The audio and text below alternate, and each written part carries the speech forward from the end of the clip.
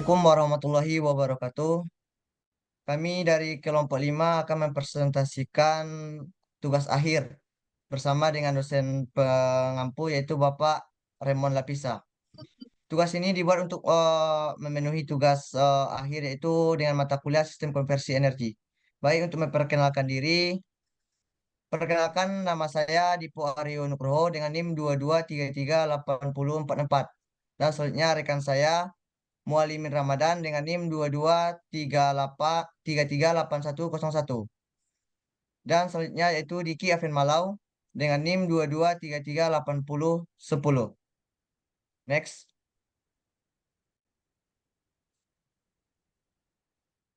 Judul dari tugas akhir kami yaitu Mini Hydroelectric with Screw Turbine System Energy.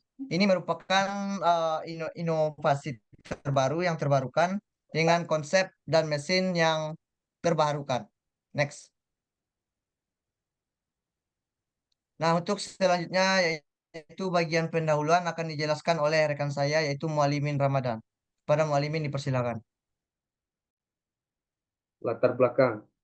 Pembangkit listrik tenaga mini hidroelektrik adalah suatu pembangkit listrik berskala kecil yang menggunakan tenaga air sebagai tenaga penggeraknya, seperti saluran irigasi, sungai, atau air terjun, dan jumlah debit air, terutama pada besarnya tenaga listrik yang dihasilkan.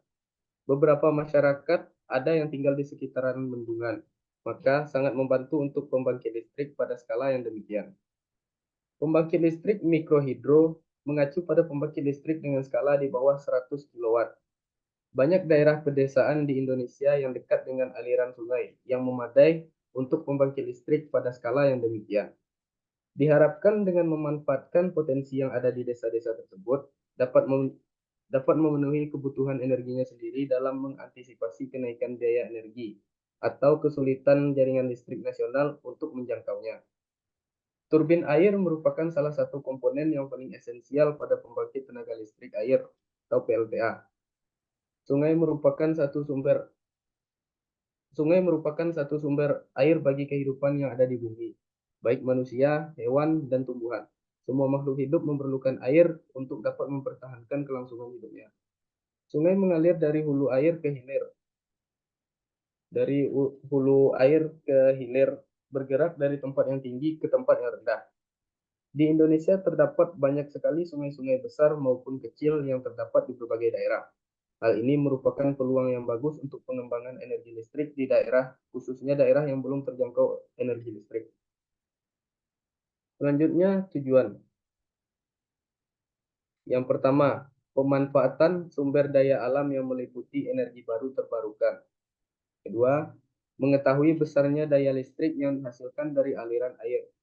3. Mengurangi penggunaan energi konvensional. 4. Mempermudah penduduk agar mendapatkan akses listrik yang mencukupi. 5. Mensosialisasikan alat iptek yang ramah lingkungan serta efisiensi yang tinggi. 6. Pembuatan alat modern berupa sistem konversi energi. 7. Mengetahui bagaimana proses air dikonversikan ke dalam energi listrik. Sasarannya adalah bendungan dan penduduk yang bermukim di daerah sekitar bendungan. Selanjutnya, saya serahkan kembali kepada moderator. Baik, terima kasih kepada Mualimin. Selanjutnya yaitu bagian inovasi alat akan dijelaskan oleh rekan saya Diki Afin Malau. Pada Diki Afin Malau dipersilakan. Baik, terima kasih moderator atas kesempatannya. Di sini saya akan kembali menjelaskan ada beberapa inovasi alat yang akan kami gunakan.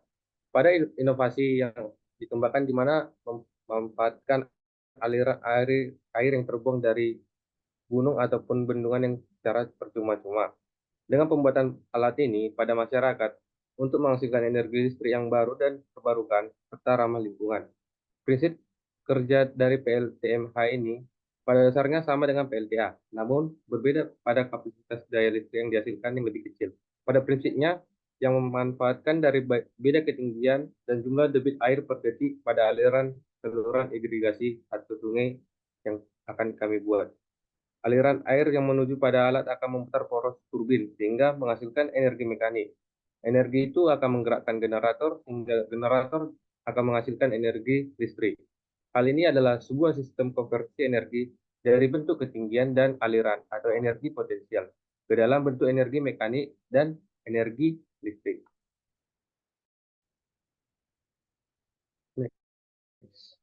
Selanjutnya ada pun tahap pelaksanaan.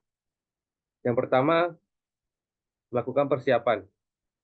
Persiapan kami melakukan koordinasi kepada mitra ataupun pihak masyarakat yang ada di daerah bendungan.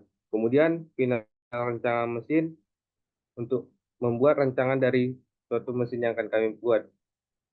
Yang kedua, pengadaan alat dan bahan. Ketiga, pembuatan mesin. Keempat, membuat satu buku pedoman untuk menggunakan alat kami. Yang ketiga, tahap pelaksanaan yaitu penerapan. Yang pertama, pelatihan operasional untuk melatih cara kerja dari alat tersebut. Yang kedua, melakukan evaluasi kinerja dari mesin yang akan kami buat.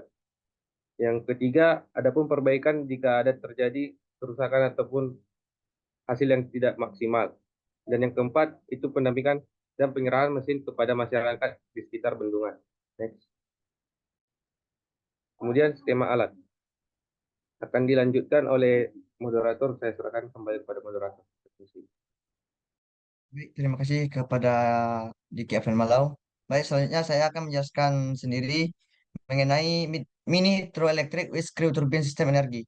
Ini merupakan gambaran dari alat yang akan kami buat, di mana inovasi pada alat ini yang akan kami kembangkan ialah seperti gambar di atas, di mana pemanfaatan aliran air yang terbuang dengan percuma. Dengan pembuatan dan penerapan alat ini pada masyarakat untuk menghasilkan energi listrik yang baru dan terbarukan serta ramah lingkungan. Prinsip kerja. Prinsip kerja dari PLTMH ini pada dasarnya sama dengan PLTA, namun berbeda pada kapasitas daya listrik yang dihasilkan. Pada prinsipnya yang memanfaatkan dari beda ketinggian dan jumlah debit air per detik pada aliran air saluran irigasi, sungai, atau air terjun. Aliran ini menuju pada alat akan memutar poros turbin hingga menghasilkan energi mekanik. Energi itu akan menggerakkan generator sehingga generator menghasilkan energi listrik. Hal ini adalah sebuah sistem konversi energi dari bentuk ketinggian dan aliran energi potensial, kedalaman bentuk energi mekanik dan energi listrik oleh Donald 1994. Next. Nah, berikut adalah komponen-komponen bahan, di mana tempat masuknya bodi alat, di mana tempat masuknya aliran air sungai atau air terjun. Bahan yang akan kami gunakan yaitu plat tipe Ganafil 3 mm dengan total panjang 5 mm. Selanjutnya yaitu turbin. Turbin air komponen yang terputar oleh aliran air yang masuk ke bodi alat dan menghasilkan gerakan mekanik yang akan menggerakkan turbin air ke generator sehingga menghasilkan energi listrik. Politurbin. Politurbin komponen yang berfungsi untuk menghubungkan putaran yang diterima dari turbin kemudian diteruskan ke generator dengan menggunakan belt. Puli yang digunakan dengan ukuran 6 inci. Selanjutnya yaitu puli generator. Komponen yang berfungsi untuk menghubungkan putaran yang diterima dari puli. Kemudian diteruskan ke generator dengan menggunakan belt.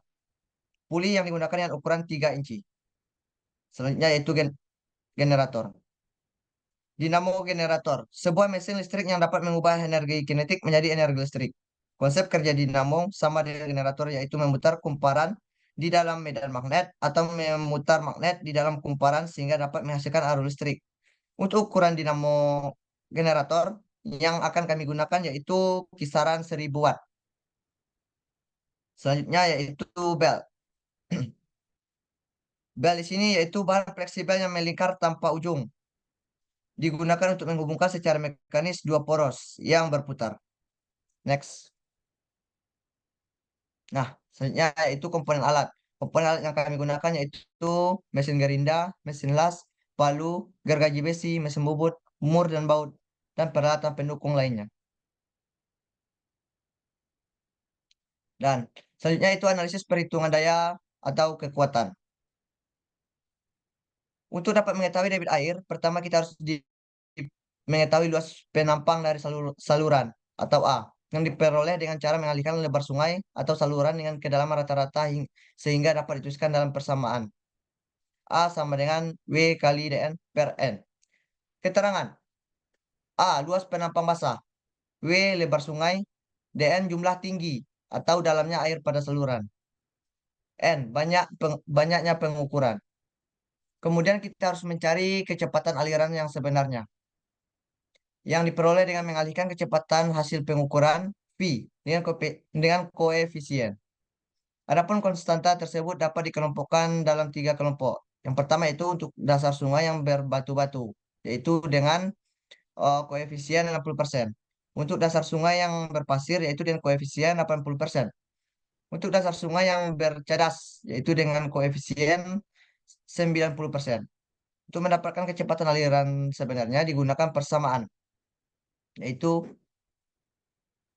dengan rumus sebagai berikut. Vs sama dengan V ukur kali koefisien. Keterangan. Kecepatan aliran sebenarnya. V, kecepatan aliran hasil pengukuran.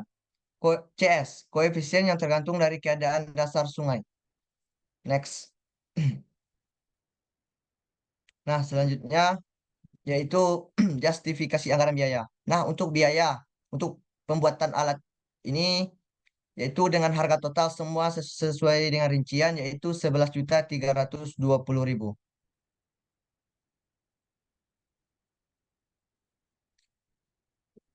Nah, mungkin ini saja yang dapat kami presentasikan mengenai tugas akhir kami dengan mata kuliah Sistem Konversi Energi, di mana tugas ini kami buat dengan sebaik mungkin. Mungkin bila ada kesalahan mohon dimaafkan.